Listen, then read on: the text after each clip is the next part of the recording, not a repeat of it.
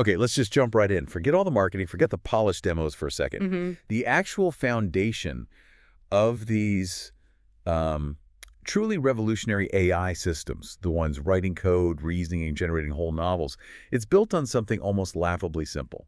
It really is. The entire massive, expensive machine is just trying over and over again to predict the next word.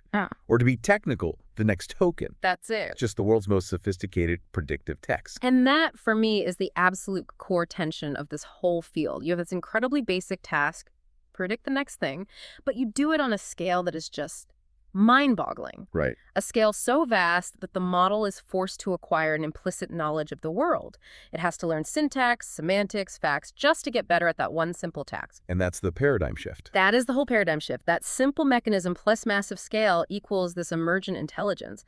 It's what kicked off the whole current AI race. Yeah. Pre-train a giant model, then spend a fortune fine-tuning it. And that's our mission for this deep dive. We're going to pull back the curtain on the why and the how for you. We'll go from that simple core mechanic all the way up to the insane financial and engineering scale it requires. And crucially, the control problem. Yes, the messy, controversial problem of controlling these abilities. What does it actually take to make a word predictor align with, subjective human values?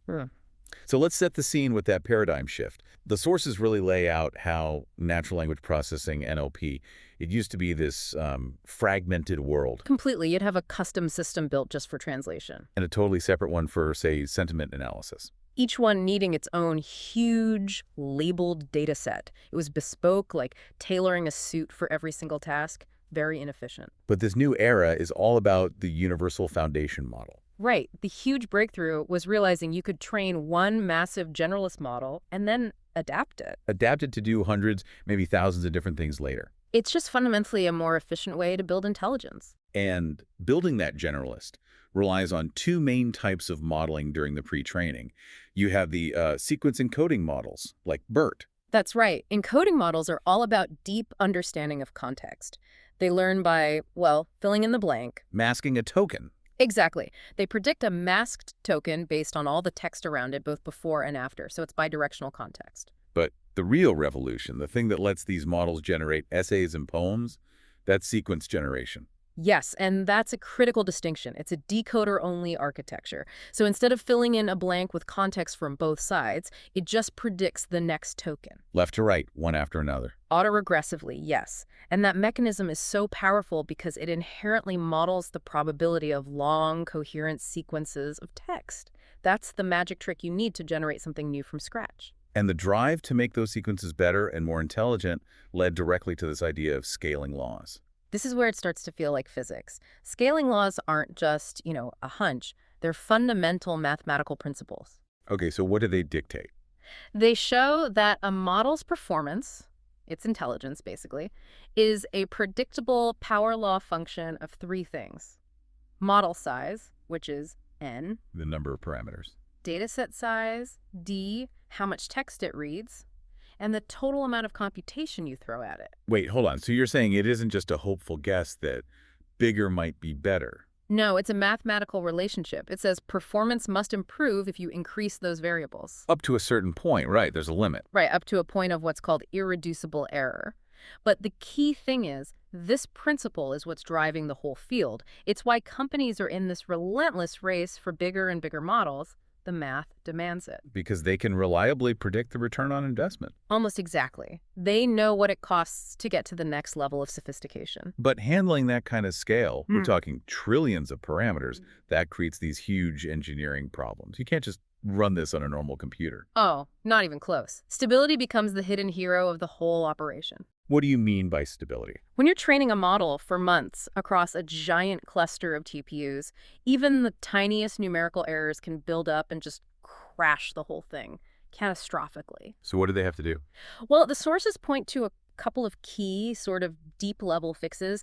They had to switch to what's called a pre-norm architecture, and they found these really counterintuitive tricks. Like what? Like removing biased terms and certain mathematical transformations. It's a tiny surgical change that just shouldn't really work, but it was essential for making models like Llama stable. So these tiny tweaks keep the giant machine running. Yeah. But then there's the data itself. The scale of data collection creates these huge risks, right? Let's talk about the data privacy shock. This is the hidden price tag. The model is designed to memorize patterns, and sometimes it memorizes specific things. Things it shouldn't. Exactly. We're talking about the potential to leak intellectual property, trade secrets, private emails, personal information. Anything that was in the training data is fair game. And I'm guessing with that much data, you can't just anonymize everything beforehand. It's proven to be incredibly difficult to do perfectly at scale.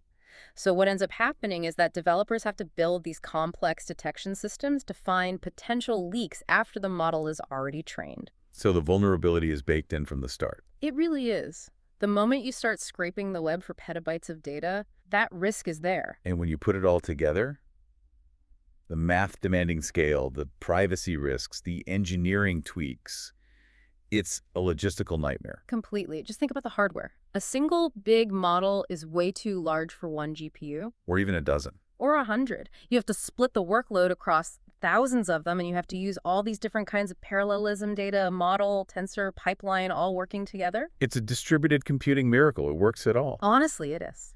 Okay, so we've done it. We've built this colossal, stable, general-purpose intelligence. A word predictor that has absorbed a huge chunk of human knowledge. But here's the problem. When you first turn it on, that pre-trained genius can be, well, it can be unhelpful, it can be biased, toxic, or just make things up. It's brilliant, but unguided. Which brings us to the most controversial part, the control problem. What the field calls alignment. Right. Pre-training gives the model its skills, but alignment is supposed to give it values. It knows what people have said on the internet, but not what a user expects it to say right now. Or what's a safe or helpful response. It has no concept of that initially. And the alignment process is this really complex two-step dance. Step one is supervised fine-tuning, SFT. SFT is like giving the model its first instruction manual. You take the raw model and you train it further, but on a curated data set of instruction and response pairs. So you're teaching it how to follow an order. Pretty much. You're teaching it, when a human says summarize this, the correct behavior is to produce a summary, not just to continue the sentence in the most statistically likely way. Okay, so that gives it basic obedience. But that's not enough to handle really subjective things like values or safety. Not at all. For that, you need step 2, which is where it gets really complicated and honestly fascinating. Human preference alignment. And the most famous method is RLHF, reinforcement learning from human feedback. Right. And this isn't about right and wrong answers anymore. This is about shaping the model's actual behavior. And to do that, you have to build a whole separate AI just to judge the first one. That's the crazy part. It's AI judging AI. So walk us through how that works. How do you even begin to codify something as fuzzy as human preference? You start with humans, human labelers. The LLM generates multiple responses to a prompt. Say you get output A, B, and C. Okay. The human expert doesn't assign a score because that's too hard and subjective. Instead, they just rank them. They say B is better than A and A is better than C. They make thousands of these pairwise comparisons. So it's a massive data set of human judgment calls. Exactly. And that data set is then used to train a completely separate model called the reward model. Its only job is to learn to predict which response a human would prefer. It's learning to mimic the human labelers. Perfectly put. It becomes a digital, scalable version of human preference. It can look at any prompt and any response and output a single score or reward that represents how good that response is. So you've built an AI to be the boss, the digital arbiter of helpfulness. How do you get the original LLM to actually listen to it? That is the final and maybe most complex phase. Use reinforcement learning. The original LLM is now treated as an agent or a policy in an RL framework, usually an algorithm called PPO. Okay, so what does that look like in practice? Think of it as a game. The LLM generates a response. The reward model immediately grades it and gives it a score. The LLM then adjusts its own internal parameters, its weights, to try and get a higher score the next time. It's optimizing for the reward model's score, not for predicting the next word anymore. Precisely. It's a fundamental shift in its objective function. It's no longer just maximizing token probability. It's maximizing this synthesized, subjective human preference score. And that really gets to the heart of this black box paradox. You spend millions building a brilliant word predictor. And then you spend millions more on this incredibly complex two-stage system just to force that predictor to behave according to our values. The fact that you need a whole separate judging AI and then complex reinforcement learning, it just shows how incredibly difficult it is to control this emergent intelligence. It is. It's a massive technological workaround for what is, at its core, a philosophical problem. We're building these incredibly intelligent systems that just don't share our common sense or values by default. So let's move to the final frontier here, because the improvements don't stop after alignment. There's this other really surprising way that performance can scale, and it happens after all the training is done. Yes, what the sources call inference time scaling. Which means what exactly? It means the model can get smarter, sometimes dramatically smarter, without updating a single parameter. You don't retrain it. You just prompt it better, or you process its answer in a smarter way. Exactly. You scale the intelligence at the very moment you ask it a question. And the simplest way to do that is just by changing the prompt, the context you give it. The most famous example here has to be chain of thought. Or CAT prompting. It's so simple, it's brilliant. It's basically like telling a student, show your work. Right. Before, you'd ask a math problem and it would just spit out an answer, which was often wrong. But if you add a simple phrase like, let's think step by step, it forces the model to break the problem down and write out its reasoning. And its performance on logic and math problems just shoots up. Dramatically. Because the reasoning ability was there, encoded during pre-training, but it was dormant. The prompt unlocks it. The intelligence was latent, and the right prompt activates it. That's incredible. It really is. Another one of these context scaling tricks is about bringing in outside knowledge, right? Retrieval augmented generation, or ARG. Or RAG is absolutely vital. Foundation models have a knowledge cutoff date. If it was trained in 2023, it knows nothing about 2024. It's stuck in the past. RAG fixes that. Before the model answers your question, the system does a quick search of an external, up-to-date knowledge base, documents, databases, the live web. And it stuffs that new information into the prompt. It puts the relevant facts right into the context window. This grounds the model's answer in current reality and drastically reduces the chance it will just make something up or hallucinate. So you can scale the context, but the sources also say you can scale the search for the best answer. Absolutely. You stop just taking the model's first draft as the final word. This is where you get methods like best of n sampling. So generate a bunch of answers and pick the best one. That's the idea. The LLM generates, say, 10 different possible solutions to a problem in parallel. Then a verifier, which is often that same reward model we talked about earlier, looks at all 10 and picks the one with the highest quality score. It's like having an editor check the work. It's quality control at the point of generation. And that's a parallel process. Is there a sequential version of that? There is, and it's called self-refinement. This is where it gets really interesting. Instead of generating 10 answers at once, the LLM generates one answer. Okay. And then you prompt it to critique its own work. You ask it, what's wrong with this? How could you make it better? And then it generates a new, improved version. Exactly. It's an iterative loop of generation, self-critique, and revision. The model is essentially coaching itself to a better answer.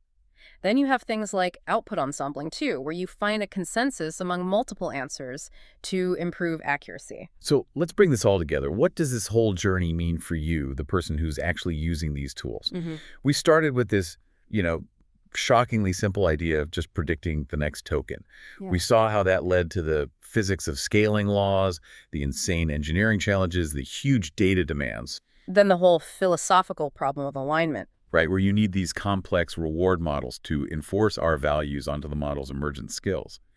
And then finally, we get to this frontier where intelligence is unlocked at the last second, just by asking the model to think step by step or to check its own work. It really reveals this profound layering of complexity that's all built on top of that one simple brute force idea at the core. Which leaves us with a final provocative thought for you to chew on. The sources suggest that even after all this alignment, the deep competencies of a foundation model are sort of immutable.